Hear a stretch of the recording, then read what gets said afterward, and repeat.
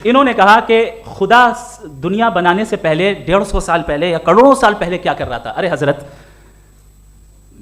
चलें बहरहाल मैं जवाब दे देता हूं, आप हमारे रिस्पेक्टेड पर्सनैलिटी हैं, अगर आप नहीं होते तो मैं ऐसे एंटरटेन ही नहीं करता।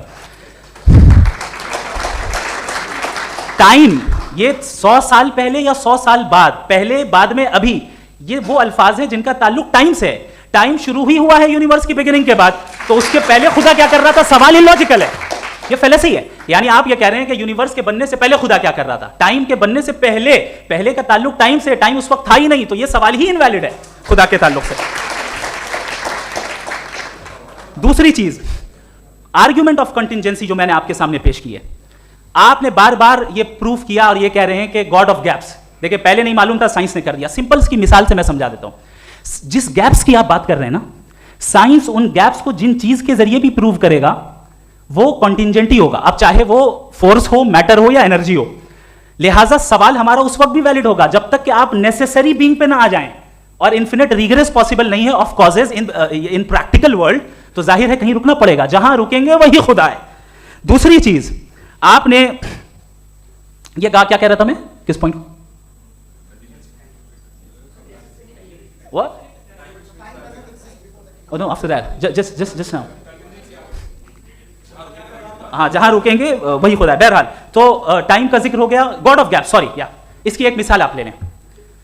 एक कार है, एक साहब ने देखा कि भाई कार जो है उसके व्हील्स कितने अच्छे लगे हुए हैं सही जगह पे, स्टीयरिंग जो है कितने अच्छे जगह पे लगी हुई है, और सीट्स कितने वेल डिजाइंड है, कितनी प्रिसाइजली ये कार काम कर रही है, तो जरूर कोई ना कोई इसे क्रिएट किया है, किसी ने क्रिएट किया है। अब जावेद साहब आए और कहे अरे जनाब बोनेट खोलिए, इसमें इंजन है, इंजन इस कार को चला रहा है, hence prove no one has created the car. This is illogical, this is irrational. आपने इंजन के जरिए उस गैप को तो साबित किया, लेकिन क्या उससे कार की जो क्रिएशन है और उसका जो क्रिएटर है ये इंपॉसिबल हो जाए? ऐसा पॉसिबल है?